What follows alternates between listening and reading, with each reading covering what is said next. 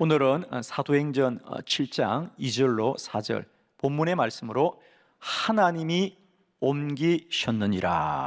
하나님이 옮기셨느니라. 아브라함에 관한 말씀입니다. 아브라함이 메소포타미아의 갈대아 우르에서 이방의 땅이죠. 거기서 우상을 섬기고 살다가 그가 이제 가나안으로 와서 하나님을 섬기는 믿음의 조상이 된 것은 아브라함이 행한 것이 아니라 하나님이 그를 옮기셨느니라. 하나님이 하셨다. 우리는 그동안 우리의 믿음 삶에 있어서 아브라함을 생각하면 늘 이런 생각을 합니다. 아브라함은 참 믿음이 좋은 사람이야. 그죠? 아브라함 그러면 다 믿음의 사람이라고 생각하죠. 그래서 우리가 믿음의 조상이라고까지 말을 하는데요. 아브라함은 믿음이 참 좋은 사람인데 나는 믿음이 이렇게 약할까? 이런 생각을 종종 합니다. 여러분 여기 아브라함보다 믿음이 좋다고 생각하는 분 한번 손 들어 보실래요? 나는 아브라함보다 믿음이 더 좋아요. 이렇게 하는 분 손 들어 보실래요? 아무도 없죠. 우리가 다 아브라함은 나보다 훨씬 믿음이 좋은 사람이야. 자, 이런 비교가 우리에게 좀 어떤 잘못됨이 있냐면 아브라함은 처음부터 믿음이 좋은 사람인가 보다. 그리고 나는 이것이 나의 한계인가 보다라는 생각으로 우리가 스스로 우리에 대한 믿음의 기대와 또 어떤 가능성을 갖는 것이 어려워할 때가 참 많습니다.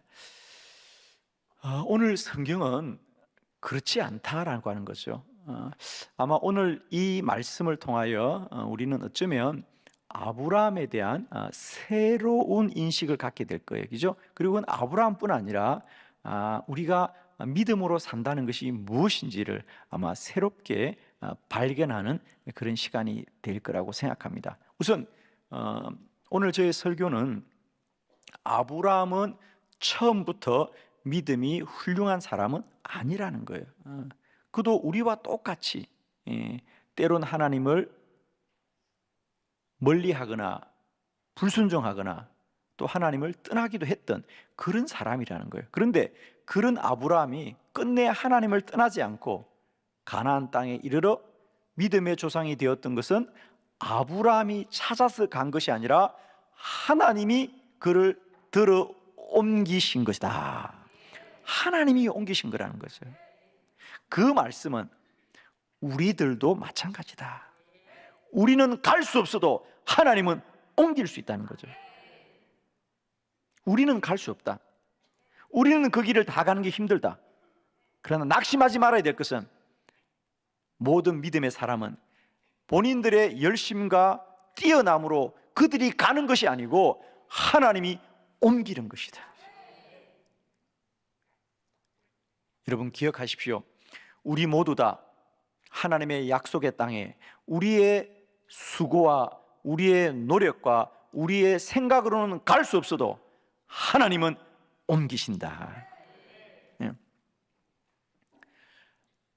오늘 우리가 함께 본문을 보면 거기 주목해야 될 구절이 4절이 있습니다. 여러분 사도행전 7장 4절 본문을 다 같이 한번 같이 합독해보고 한번 말씀을 봅니다. 다 같이 시작. 아브라함이 갈대아 사람의 땅을 떠나 하란에 거하다가 그의 아버지가 죽음에 하나님이 그를 거기서 너희 지금 사는 이 땅으로 옮기셨느니라. 아멘. 여러분 거기에 한번 말씀에 동그라미를 쳐볼게요. 첫 번째 아브라함이 갈대아에 한번 동그라미 쳐주실까요? 갈대아. 그리고 두 번째 그 땅을 떠나 하란에 거하였다. 하란이라는 곳에 한번 동그라미 해볼게요. 그리고 제일 마지막 절에 이 땅으로 옮기셨느니라 할 때 이 땅, 여기는 가나안입니다. 가나안. 갈대아는 메소포타미아입니다. 하란은 메소포타미아와 가나안의 중간쯤 있는 곳이었습니다. 자, 그리고 저를 보면요, 하나님은 아브라함에게 너는 내가 약속한 땅으로 가라고 하였지만 아브라함은 곧장 가지 않았습니다. 하란에 머물고 있는데 머물고 있는 아브라함을 하나님이 지금 사는 이 땅으로 옮기셨다. 하나님이 옮기셨다.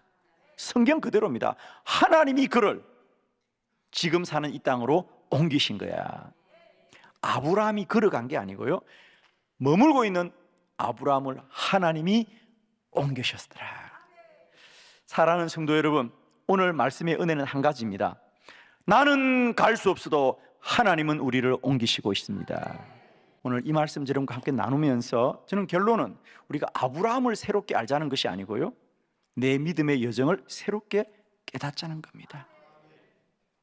우리는 늘 내가 부족하다, 내가 연약하다 라고 말합니다. 물론 그렇습니다. 그러나 우리의 신앙의 여정은 우리가 연약하고 부족해서 무너지는 것으로 머물지 않고, 우리는 때로 하나님을 부인하고 우리는 때로 등지고 곁길로 갈지라도 하나님은 결코 우리를 포기하지 않으시고 우리를 가라고 하시는 분이 아니라 우리를 들어서 옮겨놓는 분이란 말이죠. 이 하나님은 아무도 거역할 수 없죠. 마치 우리 아이들이 야 저기 좀 가라, 안 가. 어떻게? 그냥 들어서 옮기면 애들이 막 바둥바둥 쳐. 그래도 들어서 옮기잖아. 그걸 누가 막을 수 있냐 말이야.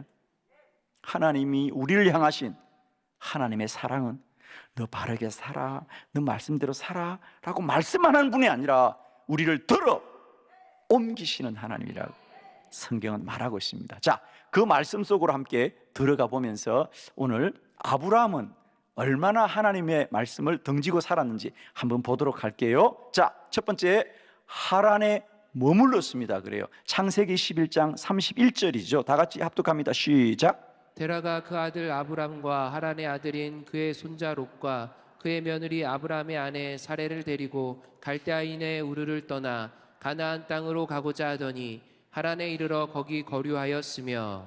아멘. 여기도 마찬가지죠. 여러분 거기 한번 동그라미를 해보세요. 두 번째 줄에 갈대아의 우르를 떠날 때, 갈대아 우르, 우리가 잘 아는 아브라함의 고향이죠. 갈대아 우르. 그리고 두 번째, 가나안 땅으로 가고자 하나. 세 번째, 그는 하란에 머물더라. 자, 저를 볼까요, 여러분?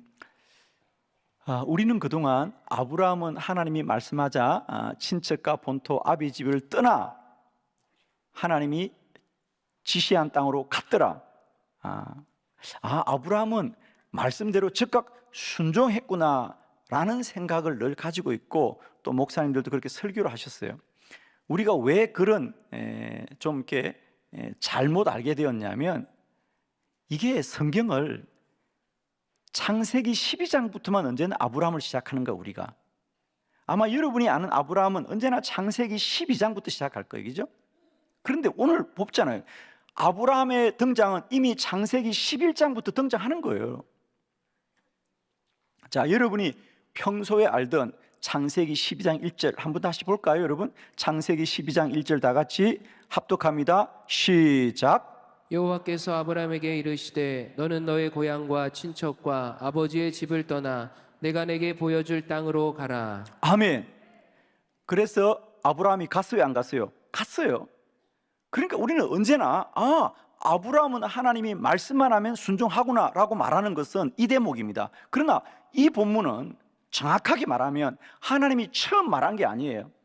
이미 우리가 창세기 11장 30절에 보았던 것처럼 하나님은 갈대아 우르에 있는 아브라함에게 가나안으로 가라고 하였지만 그는 가나안으로 가지 못하고 하란에 머물고 있더라는 거죠. 그 하란에 머물고 있는 아브라함에게 다시 창세기 12장 1절 여호와께서 아브라함에게 이르시되 너는 다시 내가 보여준 땅으로 가라. 저는 그냥 제가 서의 언어로 성경을 번역한다면 이 창세기 12장 1절은 여호와께서 아브라함에게 다시 말씀하여 이르시되 이렇게 좀 하고 싶어요. 한 번 더 말하시더라, 아니면 두 번째로 말씀하시더라, 이렇게 번역할 것 같아요.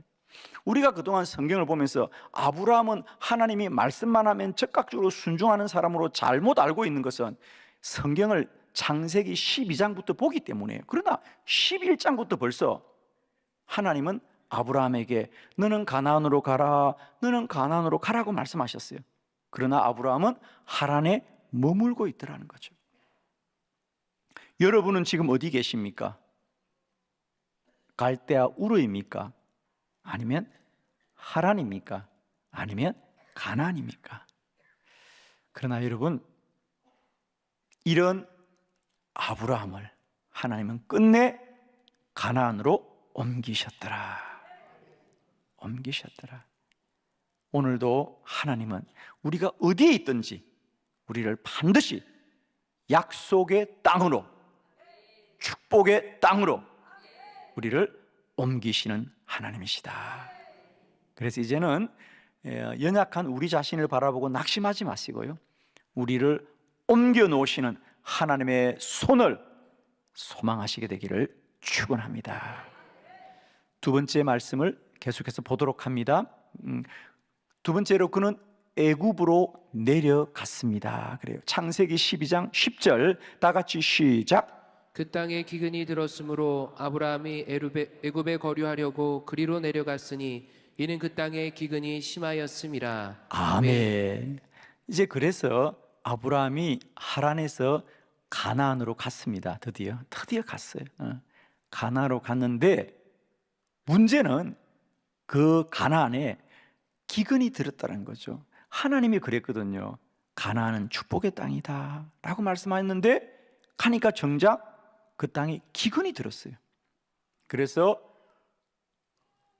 아브라함은 그의 아내 사레와 함께 애굽으로 내려갑니다.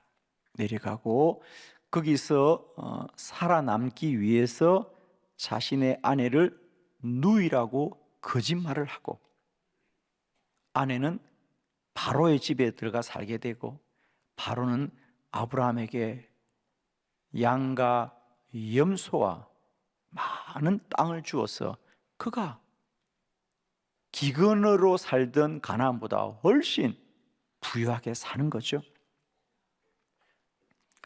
저는 오늘 본문에서 꼭 주목하고 싶은 것, 여러분 거기 보면 아브라함이 애굽에 거류하려고 그리로 내려갔더라 그랬어요. 자, 아브라함은 하나님이 갈대아 우르에서 가나안 가라고 했는데 곧장 가지 못하고 머뭇거리면서 하란에 머물다가 끝내 아버지가 죽자 뭔가를 깨닫고 다시 가나안 갑니다. 그러면 가나안에 머물지 않습니다. 가나안 갔는데 보니까 기근이 듭니다. 자, 여러분 한 가지만 좀 우리가 마음속으로 함께 좀 생각하고 이 본문을 보았으면 좋겠는데, 하나님은 반드시 가나안이 약속의 땅이라고 했어요. 그럼 가나안에 살아야 됩니다. 그런데 당장 가나안에 기근이 들지 않으면 애굽으로 내려가면 아브라함이 생각에 애굽에 가서 잠깐 기근만 피하고 돌아오려고 생각했습니까? 아예 목적지를 바꾸어서 애굽에 살려고 했습니까? 오늘 처음 들어보니까 생각을 좀 해봐야 되겠다고요? 뭘 생각을 해봐? 성경에 되어 있잖아요. 애굽에 거류하려고, 아예 애굽에 정착하겠다는 거야. 그러니까 그냥 기근이 들으니까 잠깐 그냥 양식을 구해서 오겠다는 게 아니고요, 아예 목적지를 바꾸겠다는 거예요. 하나님의 목적지는 어디죠? 가나안이에요. 그런데 가보니까 뭐가 들었어? 기근이 들었어. 그러면 어떻게 해야 돼요? 아예 목적지를 바꾸서 애굽으로 가 살아야 되겠다. 여러분은 목적지를 절대 바꾸지 않죠? 하나님의 말씀을 들어도 나의 생각이 있다 없다? 한 번도 그런 생각 못 해봤어요? 하나님의 말씀을 들어도, 하나님의 말씀이 진리로도, 하나님이 가나안 가라 그래도 내 생각이 있다 없다? 있어요. 왜? 여러분, 하나님 말씀은 참 좋은데요, 현실은 지금 기근이 엄청 들었거든요. 하나님이 그전에 나를 가나안 가라 그럴 때는 가나안이 참 경기가 좋았는데요, 지금은 가나안이 기근이 들었어요. 그래서 이제 애굽으로 목적지를 바꾸었어요, 하나님. 라고 할 수 있다 없다? 예. 그렇습니다. 가나안, 하나님이 약속한 땅이었지만 아브라함은 하나님 가나안 아닌 것 같아요. 가나안 아닌 것 같아요. 애굽으로 아예 목적지를 바꾸었다는 게 성경의 말입니다. 그러나 그 일이 있고 나서 하나님은 바로의 집에 재앙을 내렸어. 다시 아브라함을 가나안으로 오게 하더라. 하나님이 옮겨놓는 거잖아. 아브라함은 잠깐 있다 올 생각이 아니었다니까요, 여러분. 그러니까 어떻게 하나님이 옮겨놓는 거지 뭐. 바로의 집안에 막 재앙을 내리니까 바로가 깜짝 놀라가지고 아브라함아, 왜 너는 나를 속였느냐. 그래서 혼나고 다시 가나안으로 오는 겁니다. 자, 그러면 가나안 와서 정신 차리고 잘 살았느냐? 아직 정신 덜 차립니다. 자, 세 번째 말씀 볼까요? 세 번째 말씀. 그래서 그는 엘리에셀을 상속자로 삼았습니다. 창세기 15장 2절 다 같이 시작. 아브라함이 이르되 주 여호와여 무엇을 내게 주시려 하나이까 나는 자식이 없사오니 나의 상속자는 이 다메섹 사람 엘리에셀이니이다. 아멘. 이제 하나님이 가나안에 정착하고 사는 아브라함에게 이제 내가 너의 자손을 저 하늘의 별처럼 저 바닷가의 모래알처럼 많아지게 할 거니 걱정하지 말아라 그랬어요. 아브라함도 기대하고 기다립니다. 그 당시 고대 사회에서 사람들은 자손이 번창한 것이 가장 큰 복이에요. 너가 자식이 많아지게 한다는 건 그냥 자식만 많아지게 한다는 게 아니라, 여러분 한국 사회에서 하나님이 너의 자손이 하늘의 별처럼 바닷가의 모래알처럼 많아지겠다는 게 축복이야?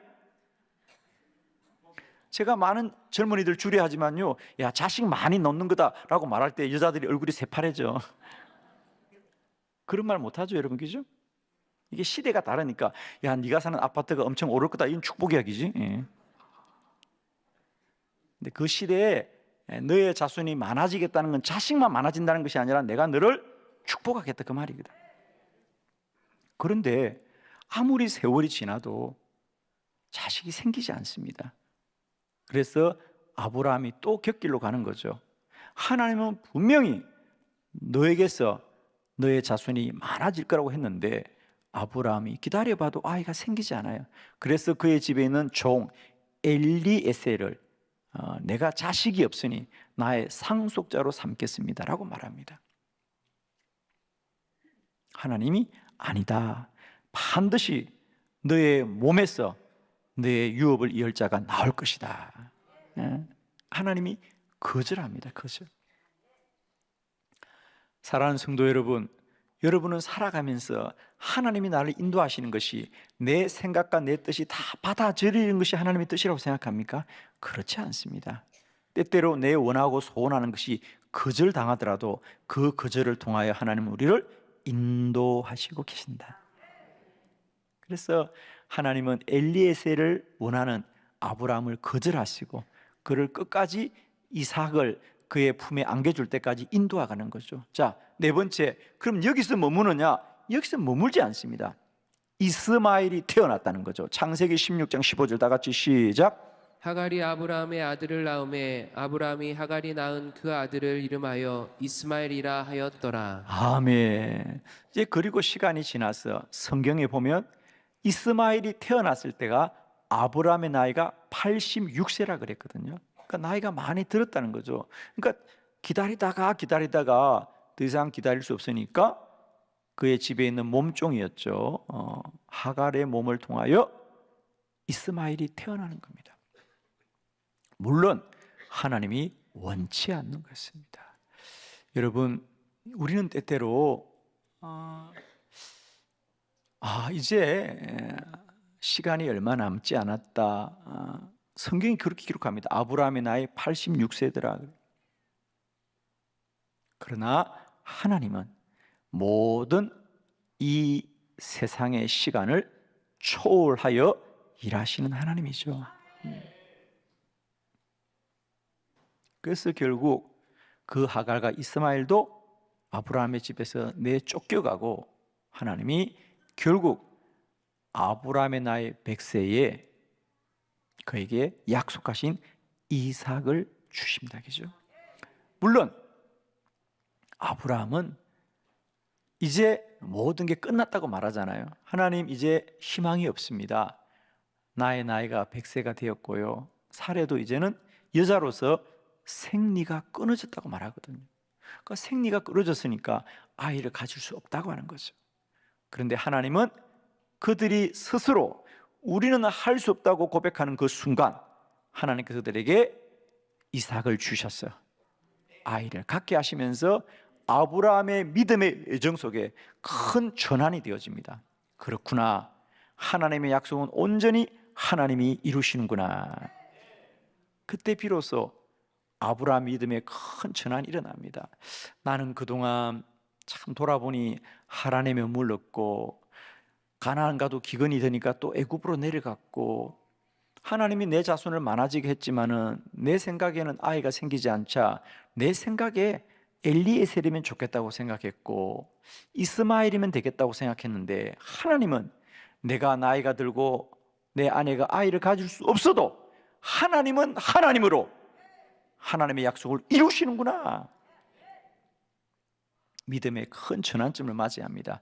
그래서 드디어 아브라함이 어떤 믿음의 사람으로 우뚝 서게 되는가, 마지막 결론 말씀을 보도록 합니다. 5번째, 이삭을 번제로 드렸습니다. 창세기 22장 12절 다 같이 시작. 사자가 이르시되 그 아이에게 내 손을 대지 말라, 그에게 아무 일도 하지 말라. 내가 내 아들 내 독자까지도 내게 아끼지 아니하였으니 내가 이제야 내가 하나님을 경외하는 줄을 아노라. 아멘. 그게 줄을 끌까요? 이제야